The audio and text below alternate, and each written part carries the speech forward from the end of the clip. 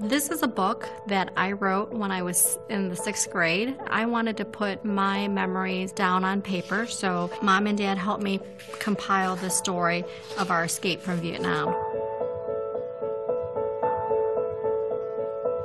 In 1975, we were living in Vietnam. The Vietnam War had been going on for quite a bit of time. We had lived under communist rule for about 2 years, and during that time, my mom and dad were getting very worried about how things were changing. So they started talking to fishermen and different types of people to see if we can leave the country, because under communist rule, we just didn't have our freedom. Finally, one night, my mom had said, we're gonna go down to the beach and we're gonna take a trip on a boat. I remember that because I was so small. I was only 6 years old. They divided our family up in 2 groups because it's such a big family. My grandmother and I were the first group, and then pretty soon my mom and 2 brothers were on the boat too. And about 10 o'clock that night, the boat started to take off. And my mother was very worried. She didn't see my dad and 2 brothers on the boat yet. And the fisherman basically said, the communists are starting to patrol the beach. We didn't expect them to be out so early, and we can't find your husband, so we have to leave. If we don't leave, we'll all get caught and, be put in jail and probably be put to death. My mom was just devastated. She had no idea that, my dad and 2 brothers were going to be left behind. My dad had all the tools that we needed for this journey. He had the maps, the compass, and all the things that we needed to make this trip. So here we were. We didn't really know where we were going or what the plan was once we were out at sea. Being very young, being only 6, I was so scared. Everything I knew about, my life was changing. I had always been surrounded by family, my mom and my dad and my brothers. So here we were just crammed together in this little boat with my mom, who was always the very strong woman, in my life. And here I was seeing her crying and wailing and crying out to God. I mean, it was very, very scary. And not having my dad around, who, he was always the very secure, my guardian. He took care of our family, so he was not around. My 2 brothers were missing, so it was very scary. And basically, at that time, we just never thought we would see him again, and all we saw was darkness with no hope.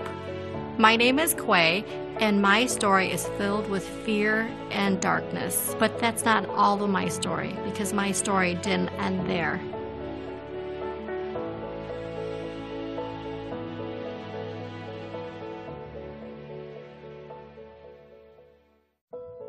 So we had been drifting at sea for probably 10 days now, but a huge storm was brewing, and the waves were just really starting to crash in on us. A couple times we thought our boat was going to get capsized and thrown over, and so we really were so fearful we were going to die at this point because we wouldn't be able to survive the storm that was brewing.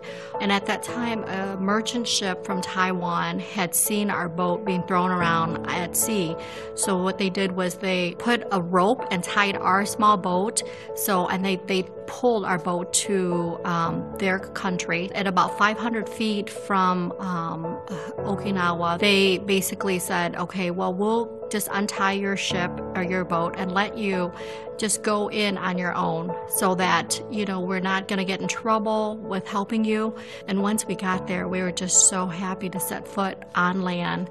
And the authorities came and they were able to put us in a refugee camp. At that time, it was just very sad, because just trying to get used to the idea of never seeing my dad again and never seeing my brothers again was just so incredibly devastating. Yes, I have my other 2 brothers and my mom and my grandmother, but it wasn't the same. A lot of Catholic charities were trying to help refugee families, and so they came to the campsite and tried to match up families, and they took our family's profile, and they knew, my mom had told them that my dad and 2 brothers had been left behind.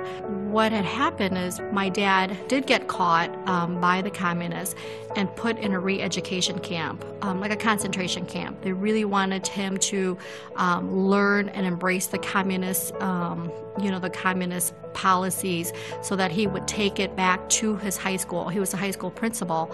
And if he could take it back and reinstill that in the educational system. But once he was able to leave the concentration camp, he was able to meet up with another fisherman, and he and my two brothers were able to successfully leave Vietnam and go to the Philippines in just about 3 days' time. They stayed at a refugee camp also. And so what Catholic Charities was able to do was match up our family's profile. I remember that my mom came to the camp and she had said, oh, I have some great news. She gathered my two brothers and I around, and she said, I just got a letter from Catholic Charities, and they said that they were able to find Dad and your two brothers. We were just so ecstatic. My brothers and I we were just jumping for joy. I remember my mom right away just getting down on her knees and having us pray with her and just praise and worship to God, because we felt that at that point there was no one could have done that but God. And so my mom and dad started to write each other and be able to communicate. Finally, after a year's time, we were able to fly from Japan to the United States, to Chicago.